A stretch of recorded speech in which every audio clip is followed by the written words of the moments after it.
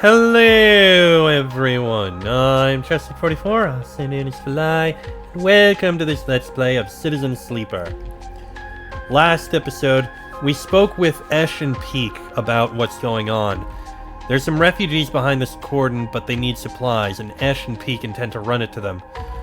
But to do so, they need to break the cordon and gather the supplies. We've gathered up 2 sets of supplies, resources, scrap, and water. We still need to gather up food, but that's not all. We also need to figure out a way to break through, and currently this seems to be our goal, focusing on this. Engineer is not what I'm going to focus on now,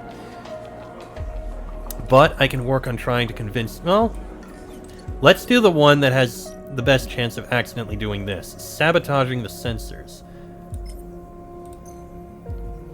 We do this with these. You carefully code a timed emergency maintenance program to take out some of the sensors on the cycle Esh is planning to make her run. Excuse me.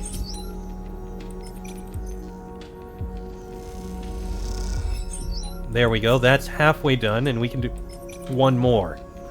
But I'm not going to risk another. Not now.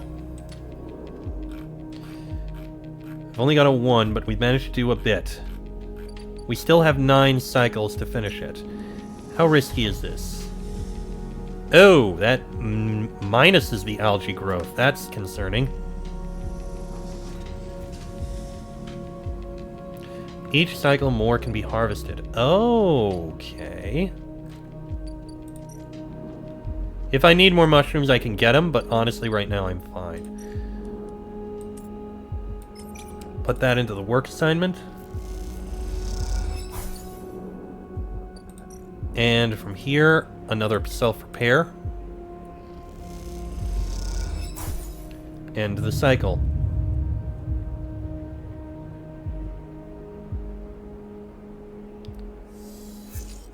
Oh, those are bad rolls. This is at full. Theoretically, we can harvest a lot here. May as well give it a try. That is not good. So that's what neutral actions do.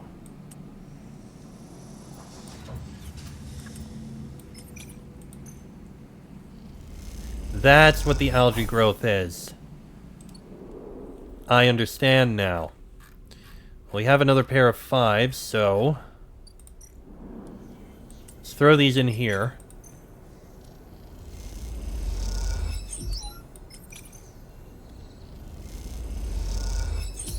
There. Oh, wow! Did we just jump 2 somehow? Peak is waiting for you when you slip out of the operations center, nervously poking at their small slate. Sleeper! I followed what you were doing on the network. Incredible work. How do you do that? I'm not really sure. Peak smiles. Well, it seems pretty incredible to me, almost worth being... Sorry. I didn't mean... Don't worry about it. Sorry. You and Peak quietly slip into the main walkway and work your way back to the public areas of the cordon. Havenage has had to quickly respond to the flotilla's arrival, and that means a lot of contractors and spacers walking through these corridors. You blend in easily enough. I haven't really met a sleeper before. As you might have guessed. Hawthorne is an XPR service outpost, and since the collapse, no one came for fueling or repairs anymore. So my generation has never met anyone outside the company. We heard about sleepers from the data packets that come through from XPR every once in a while. They usually contain news along with the corporate propaganda, but the reports relied on the details. SNRP have kept the sleeper program pretty quiet anyway, and I think XPR are only interested in telling their employees about it because it made living in our company town look like a good life in comparison to being a piece of corporate property. They freeze. Sorry, again, I don't mean... I'm just not sure how to talk about this stuff. It's okay. I'll shut up about it now. You walk on a little further, the walkway becoming busier. You both relax a little more and go with the flow of people. I just want to say, I think I understand. They begin again. Clearly, this has been on their mind. I understand the need to escape, to get free of it all. The structures, the systems, the company horizons in a company town. The small places, small corridors, small people. The slow death it brings. That's it. I get why you signed up to be a sleeper and why you escaped from that too. Nod. You try to form words, but you can't. There's altogether too much running through your head. But you look at Peak, and they look at you, and that seems okay for now. You walk in silence again, each of you in their own thoughts, but moving together through space nonetheless. After a while, you come to the entrance of the cordon, where handfuls of workers and crews filter in and out through two huge loading bay doors. Okay, I'm heading back to the Briar. Once again, incredible work on the sensors. That blind spot you created, that should give us a real advantage. See you soon.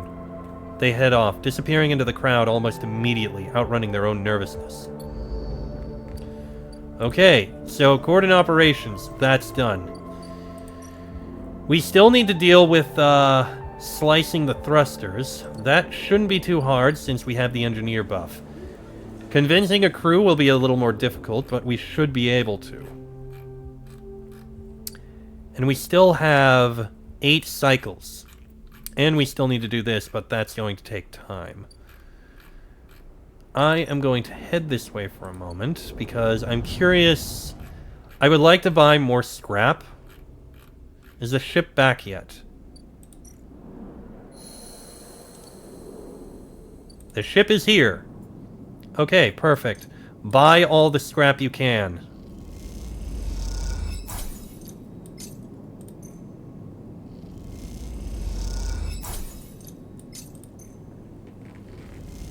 And there we go. 5 scrap. Perfect. That's what I need. That'll help out a lot. Okay, do a self-repair. And end of the cycle.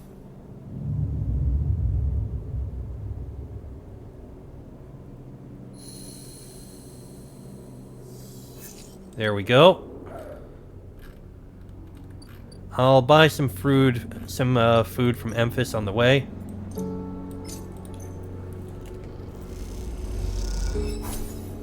There we go. That'll help out. Let's see. Cross to the Greenway. That's an Endure. We can do that. Oh! Yeah, let's try one. That's good. We just need a little bit more and we'll be able to get it. 2 more cycles and we should be good. For now, however, I'll use the 5 here to try and convince the crew. Okay, there's 1. Then we've got the hangar. Slicing the thrusters, we are an engineer, we can do this.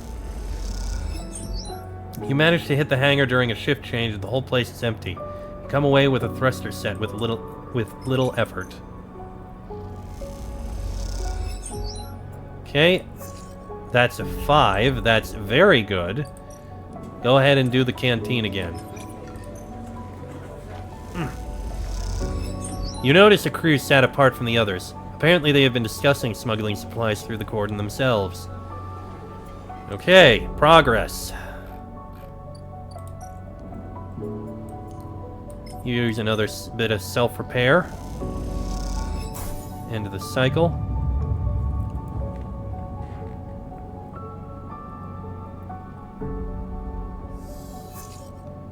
Oh, those are bad rolls. Well, I can use the 4 here at least.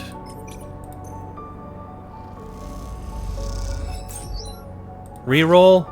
Oh, that is so much better. Okay. I can use this down here.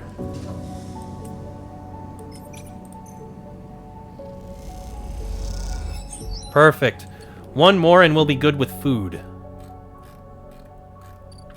I'm gonna use this 5 and 6 at the crew canteen. Try and convince the crew. We're doing well. We're getting through this. And the last 2 I'm going to use to regain energy. May as well do our time in the commune.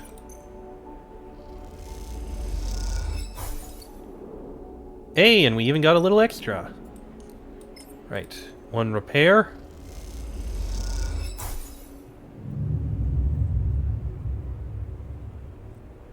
And now we'll be able to get the food.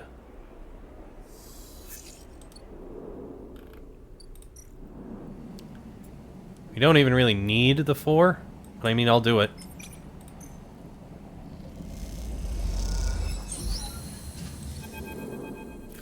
You are leaning up against the metal crates you just loaded up with algae, packed and dried into bright green pucks.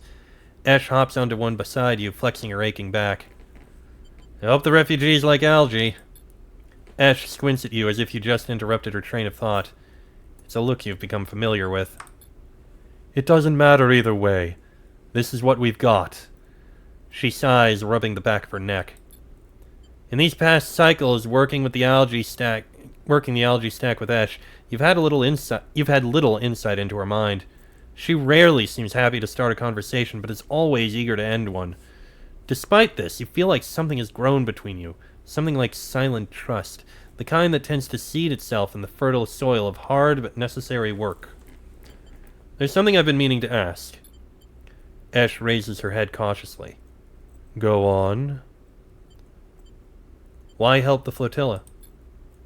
Ash pauses, her protective instinct fighting with the trust you've built. You can see her begin to shrug the question off. Then she stops, rethinks, sighs. What you need to understand, Sleeper, is that Erlin's Eye wasn't the only place where the Solheim collapse happened. Sure, Hawthorne, where we grew up, was an XPR installation, but that didn't screen it from Solheim going under. Actually, Solheim was the only reason XPR were ever here. She pauses, hesitant to get into the whole story, but wanting to offer something. They are a service corps, you understand? They set up outposts and surrogate systems like this to offer refueling, logistics, and maintenance services to bigger companies with extraction contracts. Like Solheim. When Solheim went bust, XPR lost their client. And Hawthorne? Well, we lost everything. We became an outpost tasked with just holding on. Keeping the refueling platforms running, they said. Keep the outpost stable. Hold on to our claim. She rubs at her head as if recalling all this was somehow physically painful. Do you know what it is like to spend your entire life in a place with no future? A place that exists only to hold a legal claim to a piece of territory, to shore up breach of contract negotiations between 2 corporations. It's like living in a... She searches for the word, her eyes jumping back and forth. In a grave. She clenches her hands. So, if you are looking for the answer to why questions, that's your answer. We, Peak and I, know what it's like to be forgotten, to be locked out. She stares hard at the side of the stack, the algae whirling against the glass in beautiful patterns, and she doesn't look away. The silence extends, and you realize the conversation is over. Ash seems angry, not at you, but with herself, for even voicing such ideas. After a while, you stand and start to load the crates onto the powered cargo trolley that Ash will run back to the Briar. As you do, you try to catch her eye, but she avoids it, soothing herself instead with the comforting simplicity of physical work. Oh, we got an upgrade point. Now we need to work on getting a safe path. We got 2, we need 1 more. We have many points here, so this will help immensely. Convince the crew? Yep, we can use a few points here.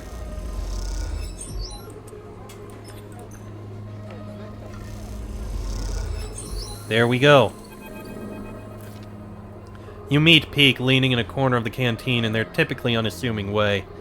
It occurs to you as you approach that Peak must have had some practice at staying invisible. All good? They look up from their slate. That crew you were talking to. They nod to the group leaving the canteen. Will they join us? That's what they say. You aren't sure. Peak looks back at them as they disappear into the corridors of the installation. Looks like we'll have to take them at their word either way. Peak beckons for you to follow as they peel off the wall and head out into the walkway overlooking the cordon. Glad you were here to talk them into it. I never had much of a way with people. Peak smiles and looks away quickly as you walk. You and Esh seem to do okay. Peak laughs their light and easy laugh. Esh is not really like other people, which you've probably noticed. If only everyone was like Esh. They fade off, something drawing their attention. What I mean is, people have caused me a lot of trouble.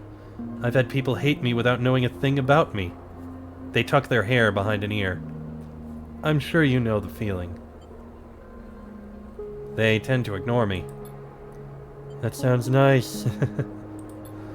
Peak leads you around a corner, heading back to the main cordon access way.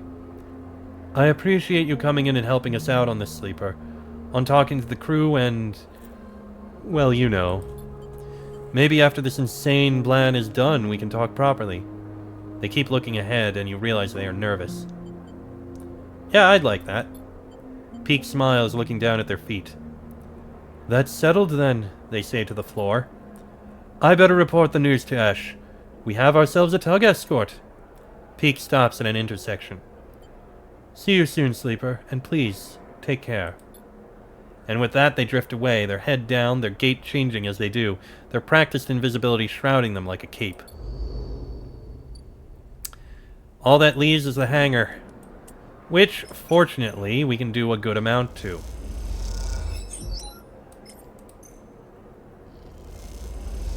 And there we go. One more will be enough. I'll just need to take a rest. Let's just throw in a self-repair.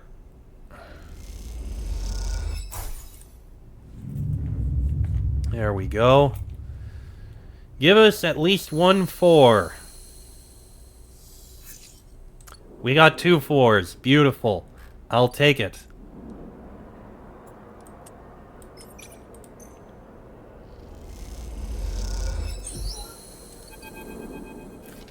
Peak grins as you pile the ion thruster sets onto the motorized trolley in a derelict loading bay. I borrowed this from Esh. I barely know how it works. They seem giddy at the idea of stealing the ship parts from Havenage. I thought you worked for XPR. I did, but not as a repair tech. They help you heave the thruster in position. My specialty was computer systems. I mostly worked on keeping the protocols that ran the refueling platforms from totally decaying due to a lack of use. There's a load of platforms in orbit of the moon Hawthorne is on, and Cinder itself. Esh and I ended up having to head out to them regularly to work on them. Sounds technical. That was the best job at Hawthorne. You get assigned a ship, you get to leave the colony for a bit. So much better than an outpost maintenance or canteen work. The only reason we got assigned it was that Esh's mother is the administrator of Hawthorne, and Esh managed to get my name on the list too. Peak looks for the trolley's ignition. Esh is always saving me. They find the switch and hit it, and the trolley starts whining.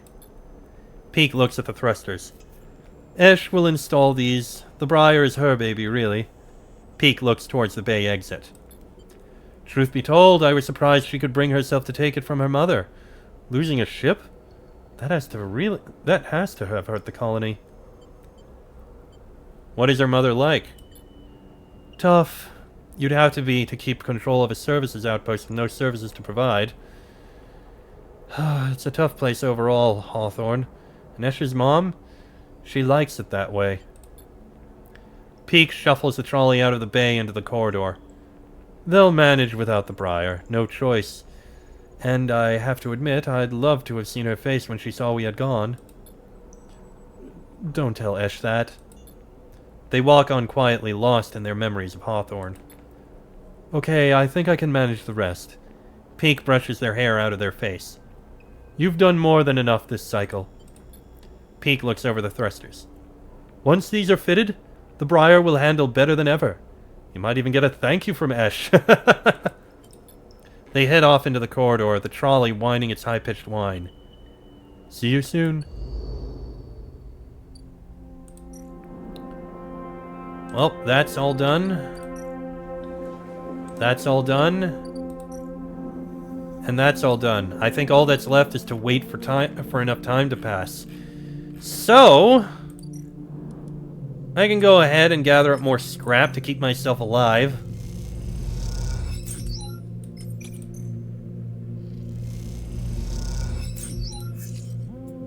Ugh, bad rolls. Well, I can use these in the Haifa commune to get my energy back up.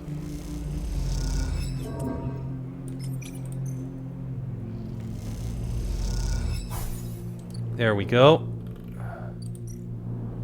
And now one more repair and we can rest.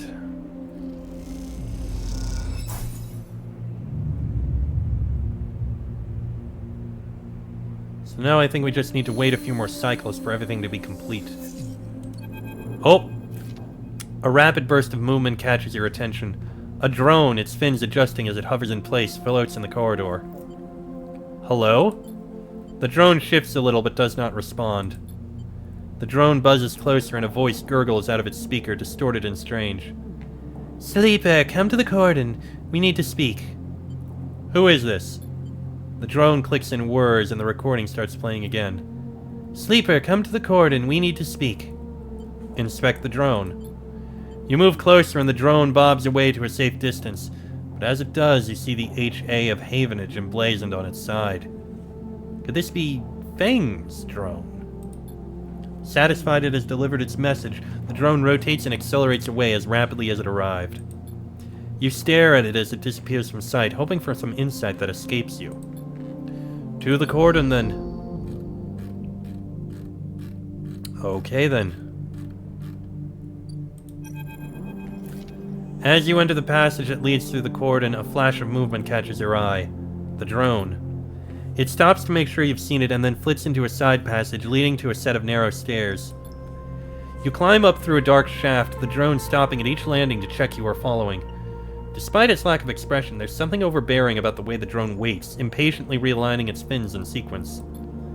After a long climb, you come out onto an observation platform. The cordon and the vast, ramshackle refugee ships beyond fill your vision.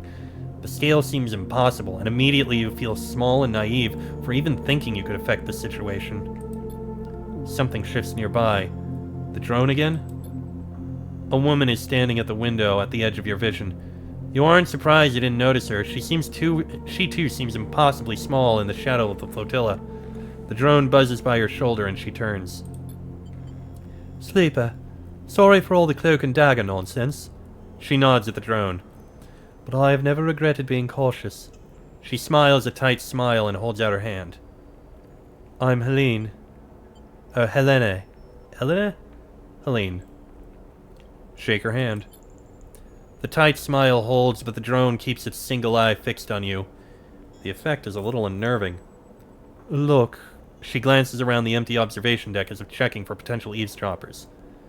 Let's be straight with each other. I know about your plans and I understand your motives. You look at her in her overalls, the yellow markers, the HA sigil. You've been on the Eye long enough to recognize a Havenage member when you see them. You're in Havenage. Yes, I expect that is obvious. The tight smile again. I hope you won't hold that against me. She glances around nervously again and moves a little closer. This entire situation, I am not here to defend it. She glances back at the flotilla.